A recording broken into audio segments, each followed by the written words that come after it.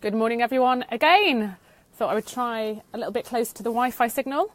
But as I say, I do like being outside, particularly on sunny days like today. So we'll see how it goes with this signal. If not, I'll have to move inside. But if you're live, if you're joining me live, then come and say hi and tell me where you're from. Tell me where you're up to with your GDPR compliance. Are you on top of it, or are you thinking there's not long left to go and I haven't got the foggiest what I'm supposed to be doing? So come and oh, it says we're reconnecting. Is this actually going to work? Okay, so hopefully the people are able to see me. If you can, comment in the chat box.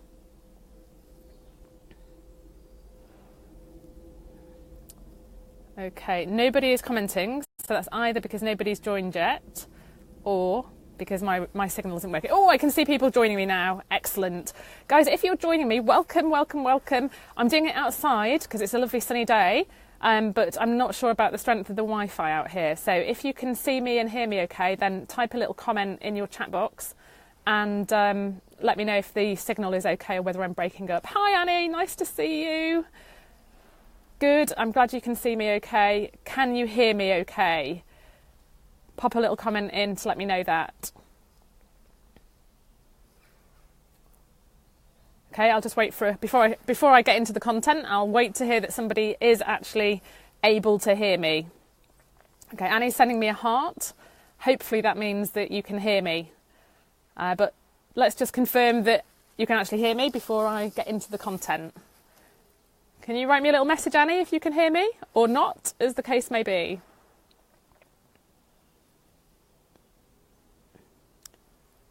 Okay. Yes! Hooray! Okay, one person can hear me, so that is awesome. Okay, so the thing about these Facebook Lives is obviously they are recorded and stay in the group, so even if you're not live right now, you can listen into this at a later time. And I'm really pleased to be doing my first Facebook Live in this group. It's a group I set up just yesterday. And really, I set it up because so many people were coming to me and saying, I don't know what I'm doing with GDPR. And more than that, I was seeing a lot of incorrect information online. So I wanted to, set up a forum where you know that you're getting, the guidance that you're getting is actually accurate. Hi, Emma. Good to see you. And thanks for sharing within your communities. I was just saying, Emma, I'm outside today because it's a lovely sunny day. I'm competing with airplane noise and my next door but one neighbours who are having some significant renovations. So we will see how we get on here.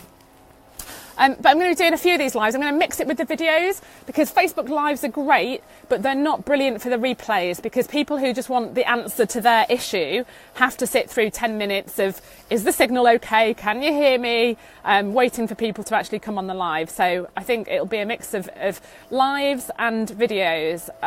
So that I like the lives because people can ask questions and actually join in the discussion.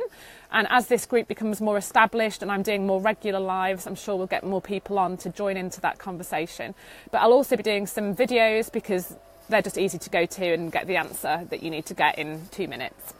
I'll also be doing some longer trainings, a couple of hour trainings, which will go into it in a lot of detail. So hopefully I'll cover all bases for you. Now, added to the plane noise and the next door but one's renovations, the other neighbours have just started with the lawnmower or the leaf blower or whatever. So if that is too loud for you, let me know and I will go inside, regretfully.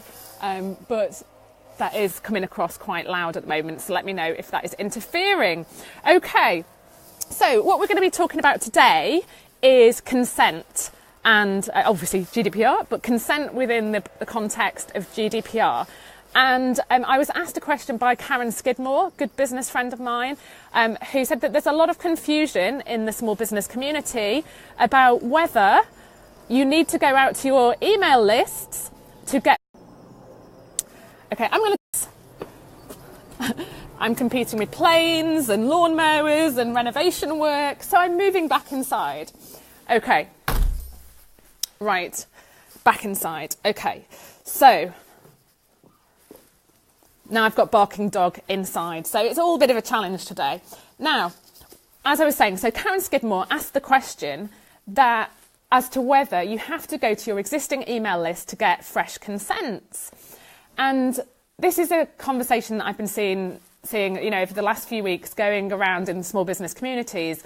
And some very well-meaning business people have posted to say, don't worry, you don't need to go and get fresh consents because there was an ICO statement that said, don't worry, if you're compliant, you don't need to go and get fresh consents.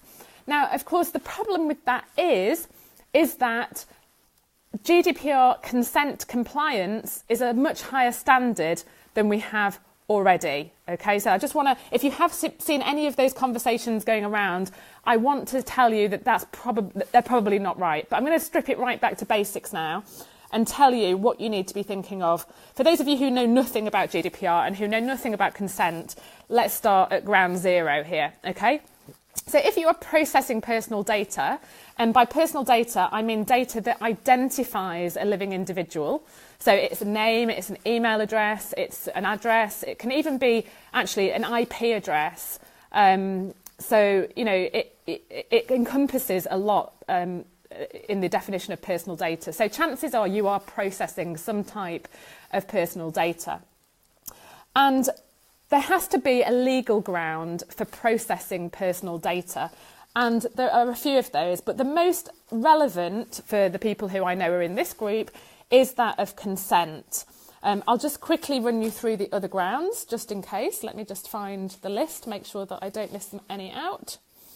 Okay, so we've got consent, we've got contract. So if the processing is necessary for a contract that you've got with the individual, or because they've asked you to take certain steps before entering into a contract, then you can rely on that. If you have a legal obligation and the processing is necessary for you to comply with the law, that's another ground. There's a vital interest ground, there's a public task ground, there's a legitimate interest ground, which I'll come on to in a bit, because I do often hear marketers saying they can rely on the legitimate interest ground, which isn't always the case. But for most of us, the relevant legal ground for processing is going to be consent. Now, hopefully, because data protection law is not new, we've had it for for many, many years in this country. It's just that GDPR takes everything to a higher level. So most of us will have got some form of consent for obtaining and processing individuals' data up to this point. However, the key point is that it's unlikely that consent process will have been compliant with GDPR because it's a much higher standard of consent. And really, in summary, if I had to put it in a very, very basic way, in summary, it is opt-in only. Okay, so what a lot of people have been doing, which has been compliant and still is compliant until GDPR comes in, is having a link to a privacy policy at the bottom of their websites. And when people are opting in, say you've got a freebie on your website and you're collecting email addresses through that, then there might be a link underneath that box that refers people to your privacy policy. But there has been no positive, other than the act of actually putting in their email address, there has been no positive confirmation by them that they accept the terms on which you are processing their data. So I just want to find the bit, and I'll actually read it out to you because it impresses upon us the standard of consent that GDPR requires. So let me just find it here in my notes so I make sure I get it absolutely right for you.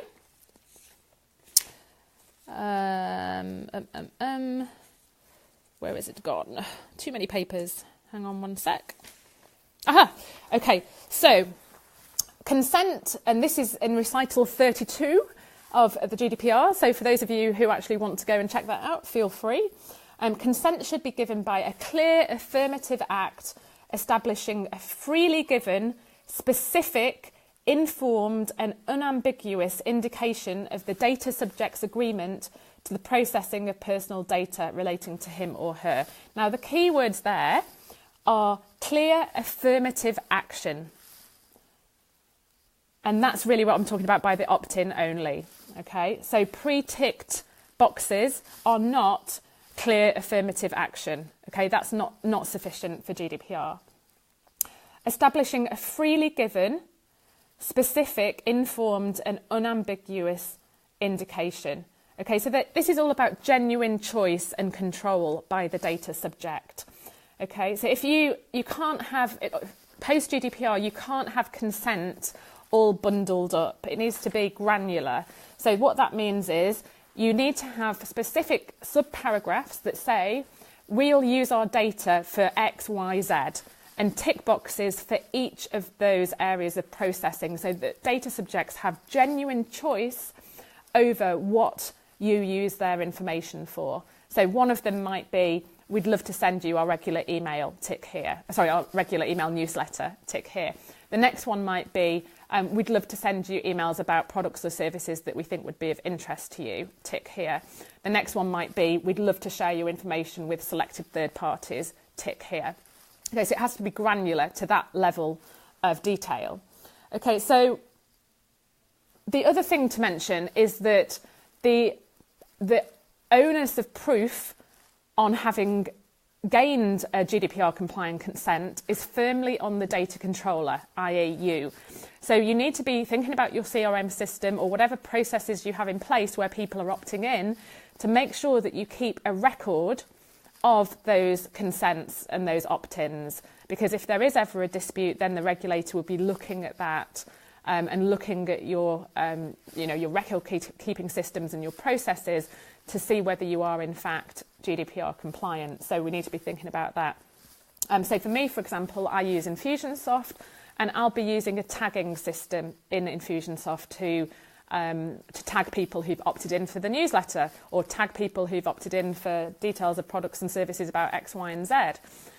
So I use Infusionsoft. I don't know how it works in other email service providers or CRMs, but I'm sure they will be responding to this need. So maybe in time I'll be interviewing people from those or users, sophisticated users of those software systems, so that we can get some ideas about how best to do that for you. But the message is that you need to have some system where you can prove the consent, how they consented, what date that consent was on, exactly what it was for, etc. Okay? Right. So in summary, I don't want to go into too much detail in this Facebook Live, because I'm going to be doing a big training on this whole area next Wednesday at 1:00, so make sure that's in your diary. But I just wanted to clear up that confusion about whether you need to get your email list to re-opt in or not, because I think there was something from the ICO. In fact, let me find the email here. There is an ICO blog, and the ICO actually, so the Information Commissioner's Office has a great website, ico.gov.uk. There's some really useful guidance stuff on there. So if you, aside from this group, and I'm sure I'll be sharing some of that guidance in here, but the ICO website is a wealth of information. And one of the things that was shared by, as I say, a very well-meaning businessman was, he said, the ICO clearly states that you do not need to refresh permissions if they are already compliant. There's a very Y2K feel about all the hype here. If you used opt-in sign up before, it would appear that if you were compliant before, you are compliant now. Okay, and I think that was very much giving the impression that people don't need to worry about going out to their email lists and getting new consent. Chances are, I'd say 99% of the cases, you will need to do that. Now, the important thing is to do it before GDPR comes into force. You need to be going out to your list and getting consent before the 25th of May 2018, when GDPR comes in. And I'll be doing some more sessions, some more lives about how best to do that. Maybe we'll get some marketers in as well, and do some interviews about how to, re-engage the list through going out to them. And actually, I think that we can really take the positive out of these regulations and look at it as a benefit to our marketing, because, at the end of the day, do I really want hundreds of people on my list that aren't interested in the stuff I'm sending them? It only impacts on my email deliverability rate. So actually, I'm much better with a smaller list of people who actually love my stuff and really want, really are interested in that content that I'm sending them. So I think we'll get some marketers on and do a bit of an interview in this group with them about the best way to actually go out to the list and request that consent. Give me some hearts if that sounds like a good plan for you guys. Because I think that, yes, there's the legal side of things, but actually, probably just as importantly, is the actual marketing side of it and knowing how best to communicate that message and to get clients and prospects on board with that. Okay, thank you, Jenny, for the hearts there. Thank you. I can't see who else is giving the hearts, but thank you very much. That sounds like you like that idea, so we will get those get a marketer or two on an interview and talk about how best to do that. Jenny, I can see you're asking about the wording for that. That is going to be in my GDPR pack that I will be telling you, not right now, but probably at the end. I'm not going to promote that all the time in here. That's not what this group is about, but I know that people do want the resources. So at the end of my webinar next Wednesday, I'll be telling you more about that, about the GDPR pack, and the letter to get the new consent will be in there, the email that you'll send. Okay, so I just noticed a few questions there, so let me just go back over those and see if I can answer them here. Yasmin says, how does it work when you're using third-party providers like lead pages? I don't think you can have different tick boxes. Yeah, I mean, Yasmin, on a case-by-case basis, I'm sure there are lots of bits of software, particularly those outside of the EU, where it will be tricky to comply with the granularity that is required for consent. I'm sure people in time will come up with workarounds. I would personally love to get in touch with people like Lead Pages and get them in for an interview. I mean, to be honest, this probably isn't even on their radar. You know, I know that, you know, magazines like Forbes have just started publishing articles to explain to the US market that this is a real thing that they need to take seriously. But whether it's on their radar or not, who actually knows? But yeah, I've been thinking I'll be getting in touch with people like Lead Pages and actually asking them what they are doing to help EU customers with GDPR. So watch this space, Yasmin. I'll try and get someone from Lead Pages to actually come on an interview in this group, which would be fabulous. Okay, Yasmin says, I also use Infusionsoft. How do you apply the tags on the opt-in form? We'll do a session on that as well, Yasmin, okay? So I'll ask an Infusionsoft expert to come in and show us how we do that. But there is absolutely a way to do it. Let's see what else. Marketing to existing customers. Are we covered under the contract ground for this? That's an interesting one, Coralie. So the contract processing ground is only for what's necessary to fulfil that contract. So, for example, if somebody's buying some goods from you, then obviously you need to know their name and address so that you can send the goods to them. Okay, so that's that ground of processing. But for actual customers, now this is where the ground of processing that I mentioned that marketers sometimes talk about comes into the fray. And let me just find the slide on this, because this is a very good point. Now, Recital 47 of the GDPR says the processing of personal data for direct marketing purposes may be regarded as carried out for a legitimate interest.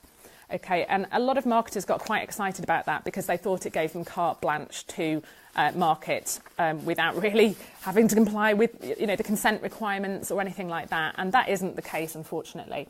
So to rely on legitimate interest, there must be a relevant and appropriate relationship. You need to assess whether the individual would reasonably expect their data to be processed at that time and in the context in which the data is collected.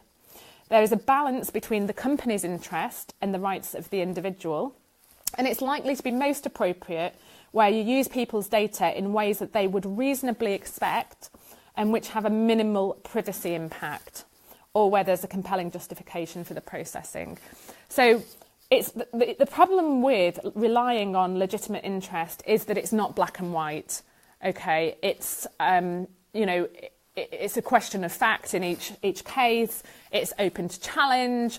Now, saying that, and the question that Coralie asked about existing customers, that is probably one area that would arguably fall within legitimate interest. Okay, is it reasonable for an existing customer to expect that you would tell them about offers or products or services that you think might benefit them? I would say yes. Okay, so arguably for existing customers, you could rely on legitimate interest. And that's kind of like the existing soft opt-in rule that we have already, which is where you can market to existing customers, but you must always give them the right to unsubscribe. And that obviously carries through with GDPR. We always have to give people the right to unsubscribe at any point. And I think most email marketing services these days always have that option at the bottom. That little unsubscribe here button at the bottom of every email. That's pretty standard practice these days. So I hope that answers your question, Coralie. Let me see what else we have here. So Emma says, I know ConvertKit and Evanto are both aware of GDPR and are covering this. Well, that's good to know. Sarah says, in my newsletter, I send general information with event information. Will I need to split that out and get consent to send both? Now, if it's a newsletter, then no. If they're actually consenting to receive the newsletter, then you don't have to sort of, go into great detail as to what's going to be in your newsletter every week. So I would say, if you would like to receive my newsletter in which I send you general information and event information, please tick here. Okay, so you don't need separate consent for that. Jenny says it would be helpful to have information about storing the data. Yeah, that's generally going to be in your CRM system, Jenny. So whatever you use, there should hopefully be a way of recording the consent and it being automatically there on your system. So in Fusionsoft, for example, I know that if someone's tagged, then I can just search for that tag. I can search for that person and see when they've been, when they consented. So Coralie says, presumably we don't need to get consent to hold their data again. I guess you're still talking about existing customers there, Coralie. So no, and if you're using customer data for the same purposes as you used to, then you won't need to go and get fresh consent. If you're changing the purpose, then you will need to get fresh consent. And that's a comment across the board, actually. Don't think that this is a kind of a let's get all our ducks in the row for May the 25th and then we can forget about it. It is an ongoing process. It's one where you are designing privacy for your customers. And I'll just read out actually a comment from the Information Commissioner. Hello, Vicky Stanley. Lovely to see you. A personal friend of mine who's probably never seen me do these kind of things and who's probably wondering why I'm wearing a hat inside Vicky. That's because I was outside in the sun doing this Facebook Live and we had plane noise, we had renovation work, we had leaf blowing, so I popped in and to save breaking off the Facebook Live, kept the hat on. Okay, so Elizabeth Denham, who is the current Information Commissioner, says this is about more than legislative box ticking. Accountability is at the centre of all of this, of getting it right today, getting it right in May 2018 and getting it right beyond that. So this is very much ongoing.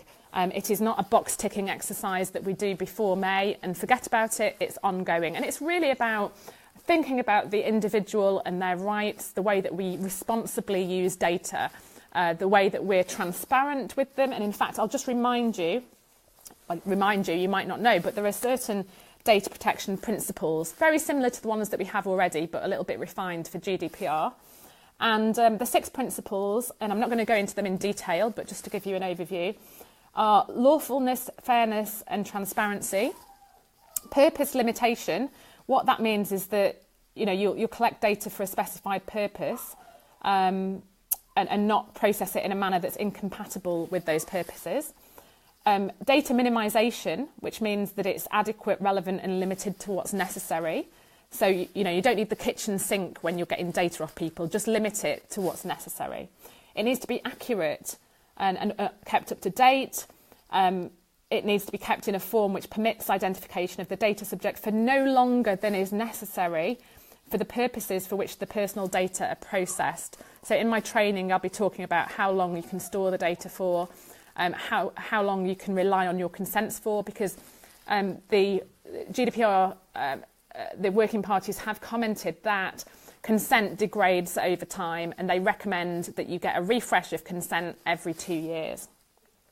And the final principle is integrity and confidentiality, which is all about the security of the data. So really, it's as I'm saying, it's something that is ongoing. And as long as we think about our customers as individuals and think about how we would like our own data to be treated, we just want people to be upfront with us about what we're going to do with their data, not collect more than is necessary, make sure it's kept somewhere safe, and be responsible marketers with it. And I think if we think about it in that context, we'll be okay. Now, one thing I do want to say is, there's a lot of scare stories out there about GDPR and the fines that the regulators can impose. And it's certainly the case that the regulators are showing that they are taking this a lot more seriously. Data is important stuff. The Economist said that data is now the most valuable asset in the world. It's no longer oil, it's data. So we're dealing with really valuable stuff here. And sorry, my dog's literally bashing himself against the crate to get out, bless him. I'll have to go and rescue him in a bit. So data is important stuff. Now I've completely lost my train of thought here. What was I saying? Yes.